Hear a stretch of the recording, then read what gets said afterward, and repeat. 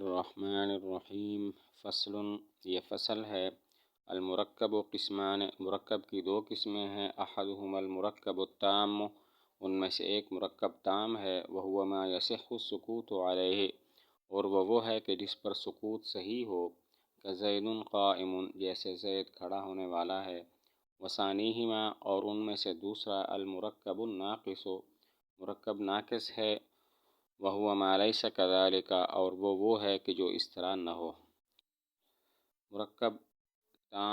مرکب کی دو قسمیں ہیں، مرکب تام اور مرکب ناقص۔ مرکب تام وہ ہے کہ جس پر سکوت صحیح ہو، یعنی متکلم خاموش ہو جائے تو مخاطب کو بات سمجھ میں آ جائے، جیسے زید قائم۔ مرکب ناقص وہ ہے کہ جس پر سکوت صحیح نہ ہو، جیسے غلام زید۔ مرکب کی دو قسمیں ہیں، مرکب تام اور مرکب ناقص۔ مرکب تام وہ ہے کہ جس پر سکوت صحیح ہو، یعنی متکلم خاموش ہو جائے تو مخاطب کو بات سمجھ میں آ جائے، جیسے زید قائم۔ اور مرکب ناقص وہ ہے کہ جس پر سکوت صحیح نہ ہو، جیسے غلام زید۔ فصل، المرکب التام ضربان، مرکب تام کی دو قسمیں ہیں۔ یقال لاحدہما الخبر والقضیۃ، ان میں سے ایک کو کہا جاتا ہے خبر اور قضیہ۔ وہو ما قصد بہ الحکایۃ، اور وہ ہے کہ جس کے ساتھ ارادہ کیا جائے بات کو نقل کرنے کا۔ ویحتمل الصدق والکذب، اور وہ احتمال رکھے صدق اور کذب کا۔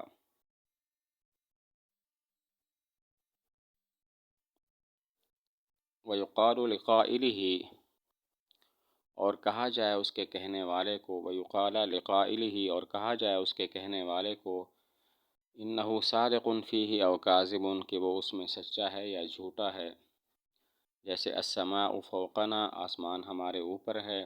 والعالم حادث، اور عالم حادث ہے۔ مرکب تام کی دو قسمیں ہیں، خبر و قضیہ اور انشاء۔ خبر اور قضیہ وہ ہے کہ جس کے ذریعے کسی بات کو نقل کرنے کا ارادہ کیا جائے اور وہ صدق اور کذب کا احتمال رکھے اور اس کے کہنے والے کو سچا یا جھوٹا کہا جا سکے، جیسے السماء فوقنا، آسمان ہمارے اوپر ہے۔ العالم حادث، عالم حادث ہے۔ مرکب تام کی دو قسمیں ہیں، خبر و قضیہ اور انشاء۔ خبر و قضیہ وہ ہے کہ جس کے ذریعے کسی بات کو نقل کرنے کا ارادہ کیا جائے اور وہ صدق اور کذب کا احتمال رکھے اور اس کے کہنے والے کو سچا یا جھوٹا کہا جا سکے، جیسے السماء فوقنا، آسمان ہمارے اوپر ہے۔ العالم حادث، عالم حادث ہے۔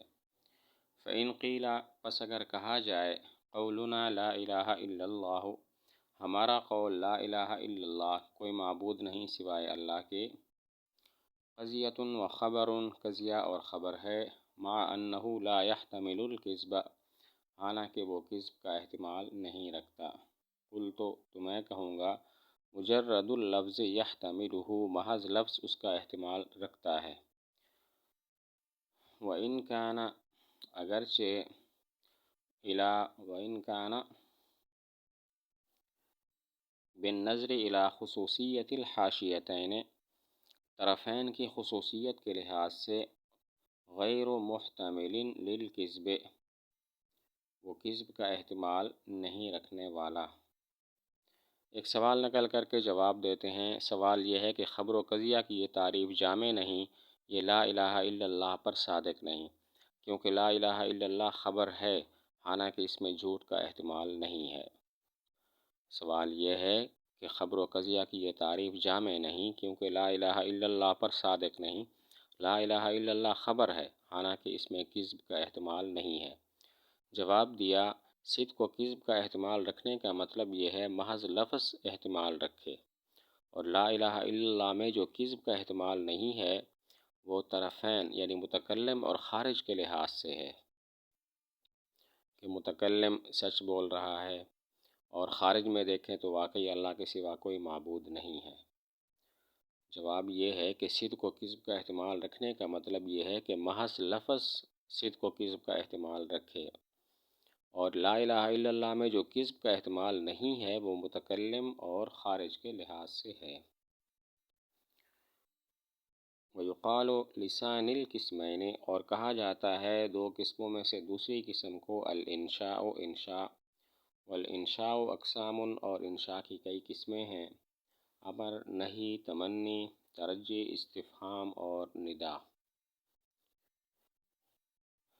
انشاء وہ ہے کہ جس کے ذریعے بات کو نقل کرنے کا ارادہ نہ کیا جائے اور وہ صدق اور کذب کا احتمال نہ رکھے اور اس کے کہنے والے کو سچا یا جھوٹا نہ کہا جا سکے، جیسے اضرب، تو مار۔